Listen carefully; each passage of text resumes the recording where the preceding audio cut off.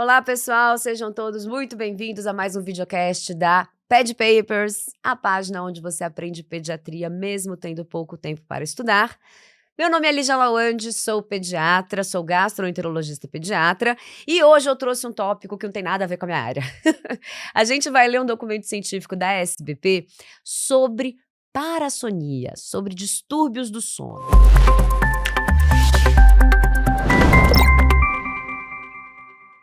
Então, esse documento ele foi publicado em agosto de 2022 e é um tema super importante para nós pediatras, porque as parassonias são extremamente frequentes. E a gente precisa identificar direitinho quem é quem, fazer os diagnósticos diferenciais que são necessários e esclarecer as dúvidas dos pais, porque as parassonias na infância assustam muito os pais e os cuidadores. Então, vamos começar, pessoal, com esse documento? Vamos começar aqui com uma primeira pergunta, né? Qual que é a definição das parassonias? O que são essas tais de parassonias? Então, as parassonias, elas são eventos indesejáveis, ninguém quer ter um sonambulismo, por exemplo, que vão acontecer durante o sono REM, o sono não REM e durante as transições do sono, né? Do sono não REM para o sono REM, ou transição do sono REM ou não REM para vigília.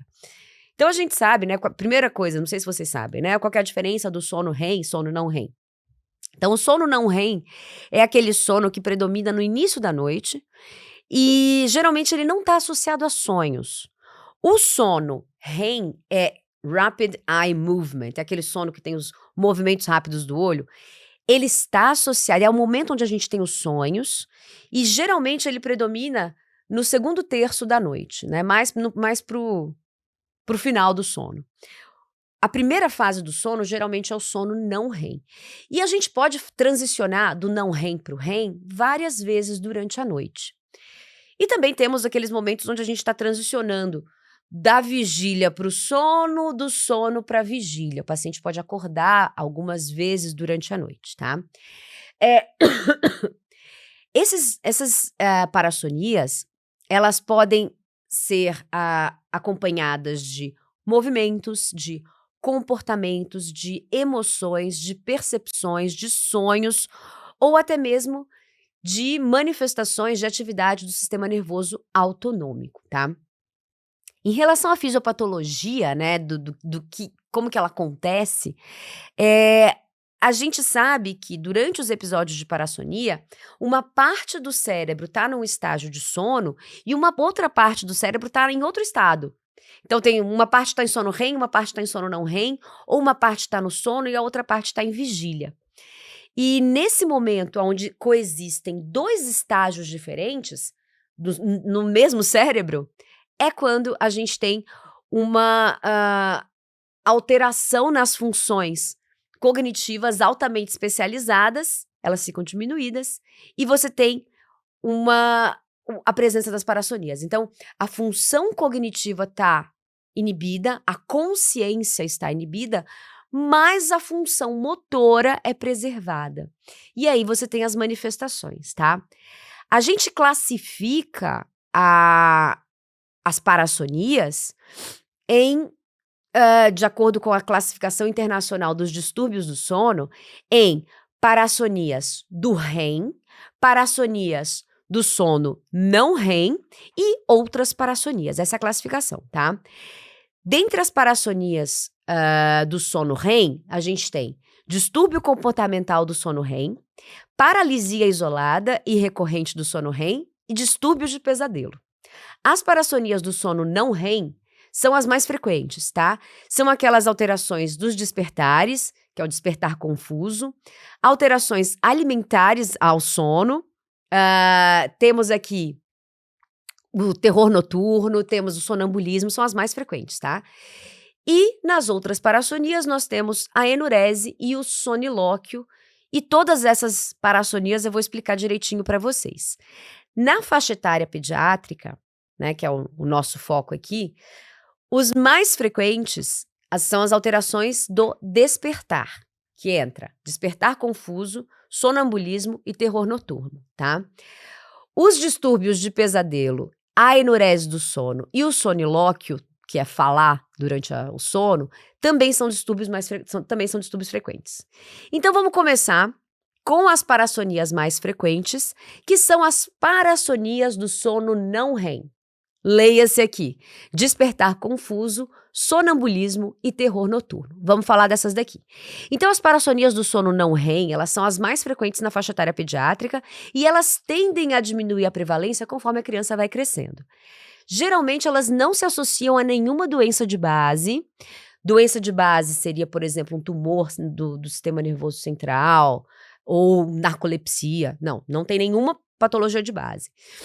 E elas tendem a piorar com estresse e privação de sono, tá? Também tendem a piorar quando a criança está com alguma doença, por exemplo, um resfriado ou tem uma asma que está exacerbada. E então a gente tem que prestar atenção nesses fatores.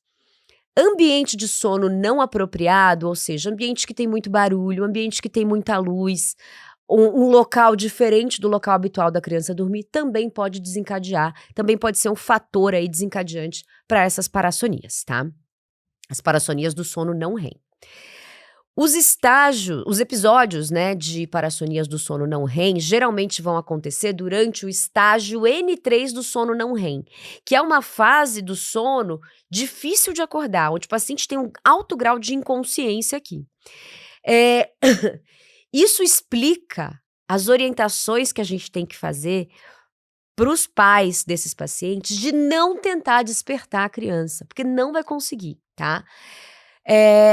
Parte do cérebro, então quando o paciente tem as parassonias, parte do cérebro tá nessa fase, no estágio N3 do sono, e outra parte tá em vigília. A parte que tá no sono, ela vai ser difícil de ser despertada. E as tentativas dos familiares de acordar o paciente podem levar ao prolongamento daquele episódio de parassonia. Então, esse é um grande erro que a maioria dos pais fazem, né? De tentar despertar a criança que tá lá gritando no terror noturno. Não é para tentar despertar, não é para tentar confortar, não é para tentar fazer nada. Deixa o episódio acabar naturalmente. E isso é difícil da gente orientar os nossos pacientes, né? E por acontecerem justamente nesse estágio N3 do sono não REM, elas tendem a acontecer no primeiro terço da noite. Então, nas primeiras horas do sono, tá? Então, vamos lá, vamos falar daquelas 3 mais importantes. O despertar confusional, o que é isso? Costuma se manifestar a partir dos 2 anos de idade e diminui de frequência a partir dos 5 anos, tá? A prevalência ela vai se reduzir com a idade, mas olha como é prevalente, gente, 17% das crianças entre 3 e 13 anos vão apresentar o despertar confusional. É muito frequente, né? E nos maiores de 15 anos, a gente tem uma prevalência aí de 3%. No despertar confusional, o paciente, ele fica restrito ao leito. Ele acorda, mas fica restrito ao leito. Ele não tem consciência, tá? Ele não lembra do episódio. Ele senta, observa o ambiente de uma maneira confusa e depois ele deita. O momento que ele está sentado observando o ambiente, ele não tem consciência nenhuma, tá? E esse episódio pode durar alguns minutos. E ele fica lá sentado na cama observando. Os pais se assustam, todo mundo se assusta. O que as crianças estão fazendo levantar? Tá fazendo, né, sentada na cama. Mas depois ele deita. Se o paciente levantar da cama, a gente tem um outro episódio de parassonia, que é o sonambulismo. Mas antes de entrar no sonambulismo, vamos finalizar bem aqui o despertar confusional. Ele senta, ele está inconsciente, ele fica olhando para o ambiente confuso e depois ele volta para a cama, tá? Esse é o despertar confusional. É para os pais interferirem? Não. Isso vai passar sozinho, é para ninguém fazer nada. Se a criança vira de lado e começa a andar, levanta da cama e vai passear, aí a gente tem o sonambulismo, tá? Então o sonambulismo, ele em geral se inicia em escolares e em geral ele vai se iniciar depois de um episódio de despertar confuso. Tem uma prevalência muito alta, pessoal, é de 40% entre crianças de 4 a 6 anos, de 6 a 16 anos de idade, tá? É bastante prevalente, 40% das crianças. E nos adultos é uma prevalência de 4%, ela é bem menor. A maioria dos episódios vai acontecer depois de um despertar confuso, mas elas podem acontecer sozinha. O paciente já levanta da cama, ele não fica nesse momento de sentar na cama e ficar observando o ambiente, ele simplesmente levanta e vai passear. Em geral, o paciente, ele se mostra confuso, ele pode ter uma fala arrastada e baixa interação do ambiente. Ele pode sair fazendo ações cotidianas, né? Ações do dia a dia, como, por exemplo, ir para o banheiro, pegar a escova de dente, né? E a gente tem que ter uma atenção especial a alguns se esse paciente está fazendo alguns episódios estereotipados, ou seja, se todo o episódio de sonambulismo que ele faz é igual, porque isso é um diagnóstico diferencial importante com a epilepsia, tá? Tem que a gente tem que observar se ele também não está fazendo algum comportamento inadequado, como, por exemplo, urinar nos móveis. Isso pode acontecer nesse episódio, tá? O que a gente pode observar no episódio de sonambulismo? O paciente pode acordou na cozinha de repente, ou ele pode voltar para a cama e continuar dormindo, sem ter despertado. E é importante lembrar que o paciente não lembra de nada. Ele não sabe o que aconteceu, não sabe como que ele foi parar naquele lugar. O sonambulismo, gente, a gente tem que ter cuidado porque pode botar a criança em risco, né? Então tem que deixar o paciente bem seguro, às vezes até trancar a porta do quarto, se esses episódios de sonambulismo são muito recorrentes. Mas, de uma maneira geral, é benigno, nenhuma preocupação. O terceiro tipo de parassonia do sono não REM é o terror noturno, que em geral começa por volta dos 4 anos de idade e vai diminuindo de prevalência, né, ao início da adolescência. Tem uma prevalência de 6% na infância e 2% na adolescência. Como é que é o episódio? A criança começa a chorar, a gritar e a ter sintomas autonômicos, como, por exemplo, taquicardia, taquipneia, rubor facial, midríase, aumento do tônus muscular. Então, parece realmente que ela está tendo um pânico ali, uma crise de pânico. A aparência que a criança tem é de muito medo, né? E dificilmente o paciente levanta e começa a andar. Geralmente a criança fica na cama gritando, ela pode se sentar ou ela fica deitada gritando. Se teu filho começa a fazer isso no meio da noite, a primeira reação que você vai ter como pai ou cuidadora vai ser: para, o que está acontecendo? Tentar acordar a criança. Mas isto é pior. Lembre-se que a tentativa de despertar ou até mesmo de confortar a criança que está tendo um episódio de parassonia só vai prolongar a parassonia. Então o que a gente tem que fazer, uma vez que você entende que isso é uma parassonia, nada, tá? Absolutamente nada. Deixa lá a criança gritar, vai gritar durante alguns minutos, vai chorar durante alguns minutos, trata-se apenas de uma parassonia e ela depois volta a dormir. A criança não tá consciente, tá só o corpo gritando, mas a consciência não tá lá. Isso é muito importante da gente ressaltar para os pais. Não tem uma prevalência tão alta quanto as outras parassonias, tem uma prevalência aí de 6% na infância, mas ainda assim é prevalente, tá? Muito bem, falamos das parassonias do sono não REM, agora vamos para as parassonias do sono REM. Elas são menos frequentes na pediatria, tá? Mas dessas parassonias, as que a gente tem que levar em consideração são os distúrbios do comportamento do sono REM e os pesadelos, tá? Então são essas as parassonias que a gente vai conversar. Elas têm uma associação com doenças de base, né? Principalmente elas todas não. O distúrbio comportamental do sono REM tem associação com doenças de base, tá? Como a narcolepsia, como tumores cerebrais, com o uso de medicações psicotrópicas e também em crianças que têm alteração do desenvolvimento neuropsicomotor. Os distúrbios de pesadelo, não. Eles geralmente não têm associação com patologia de base, tá bom? Então vamos começar pelo distúrbio comportamental do sono REM.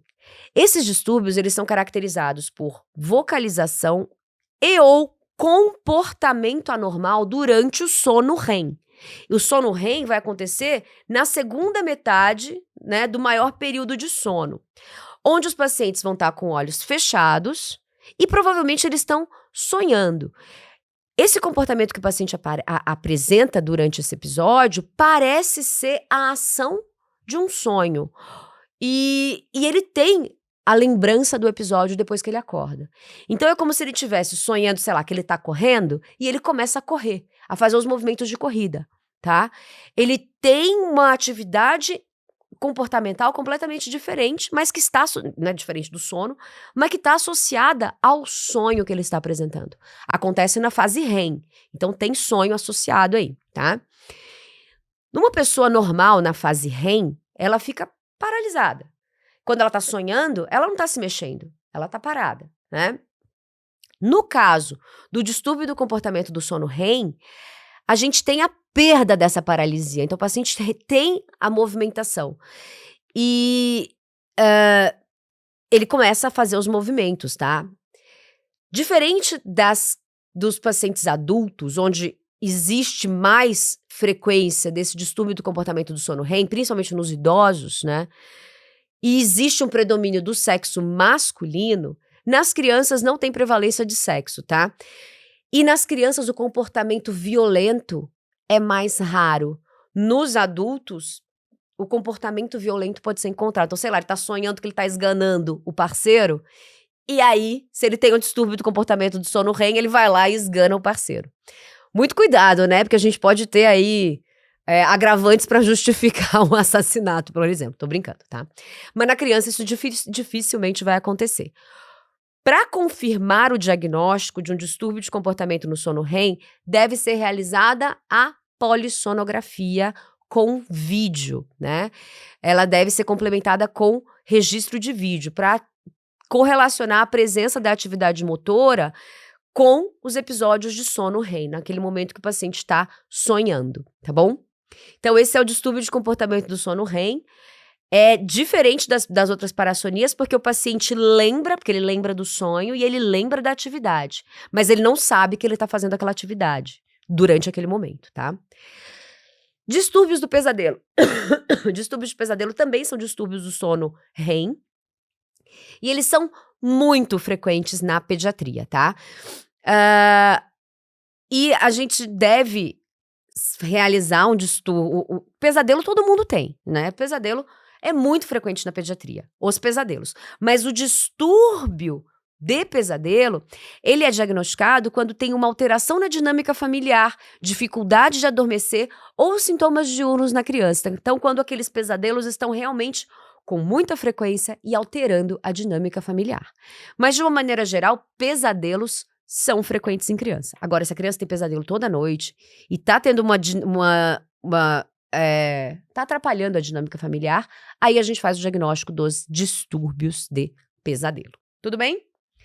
Vamos então falar sobre as outras parassonias que não vão acontecer no estágio de sono não REM nem do sono REM, ou que independem desses estágios, né? Que pode acontecer nos dois estágios, que são a enurese e o sonilóquio. Gente, enurese é definida como ao menos 2 episódios de perda urinária involuntária durante a semana, né, no sono, por pelo menos 3 meses, em crianças que são maiores de 5 anos, tá? Essa é a definição de enurese. A enurese é chamada de primária quando ela acontece numa criança que nunca conseguiu passar a noite seca, ou seja, ela nunca conseguiu controlar a urina durante a noite. E ela é chamada de secundária quando ela acontece numa criança que já teve controle urinário por um período maior de pelo menos 6 meses. É assim que a gente classifica a enurese, em primária e secundária, tá bom? E não fala em enurese noturna, porque a palavra enurese já significa que ela acontece durante o sono. Enurese noturna é um pleonasmo, não precisa usar isso, tá? Sim, eu estou sendo chata, mas não precisa falar assim. Bom, embora a enurese não entre na classificação de parassonias do sono não REM, a maior parte dos episódios de enurese vai acontecer durante o sono N2, né, durante o estágio N2 do sono não REM, ou seja, no primeiro terço da noite, tá? Ela vai acometer de 5 a 10% das crianças aos 7 anos de idade. Então, a enurese ela é bastante frequente e é uma parassonia, né? O componente genético é bastante importante, porque a prevalência aumenta para 44% quando um dos pais teve enurese na infância. E até 77% quando tanto o pai quanto a mãe tiveram enurese. Olha que legal, né? Tem um componente genético aqui bastante importante. Bom, todos os fatores que determinam a fragmentação do sono facilitam a ocorrência dos episódios de enurese. Então, por exemplo, apneia, o movimento dos membros durante o sono, pacientes com crise asmática, então paciente com uma doença aguda naquele momento, tudo isso pode facilitar a ocorrência dos episódios de enurese, tá? A perda urinária durante o sono, ela pode fazer parte de quadros de outras doenças, e isso tem que chamar nossa atenção, tá? De outras doenças sistêmicas, como, por exemplo, diabetes mellitus ou diabetes insípidos, ou infecção urinária, ou até mesmo quadros de epilepsia. Então, a enurese pode estar associada aí a outras doenças sistêmicas que precisam ser investigadas. Bom, a investigação da causa diagnóstica, né, da enurese vai envolver uma história clínica muito cuidadosa, que inclui os antecedentes familiares, a presença de sintomas associados, como, por exemplo, se esse paciente tem perda urinária durante o dia também, se ele tem constipação intestinal, porque a gente pode aqui estar frente a um paciente que tem o distúrbio de eliminação, situações de estresse, se está associado a momentos de mais estresse, se esse paciente ronca durante a noite ou se tem apneia, porque daí ele pode estar associado a essas alterações do sono. E também questionar, obviamente, sobre doenças associadas. Tudo bem? E um outro tipo aqui de parassonia é o sonilóquio, que, como o próprio nome diz, é falar durante o sono. Esse aqui pode acontecer em qualquer estágio do sono, é extremamente frequente, é o mais frequente, não tem associação com desfechos desfavoráveis e não se associa a nenhuma doença de base, como tumor cerebral, né? Ele é super frequente, super benigno. Eu tive quando eu era criança, eu ainda tenho de vez em quando, e eu tenho certeza que vocês conhecem alguém que fala dormindo. E tá tudo bem. Bom, pessoal, chegou aquele momento que daqui pra frente só os nossos assinantes, só os nossos alunos vão acompanhar o conteúdo exclusivo. Você aí, que ainda não é nosso aluno, faça parte da equipe, né, dos alunos da Pad Papers, se inscrevam em algum dos nossos cursos e aí vocês vão ter acesso ao conteúdo exclusivo. Então, para quem não é nosso aluno, um grande abraço. Para quem é nosso aluno, vamos agora falar sobre os diagnósticos diferenciais das parassonias. Então, vamos lá, gente.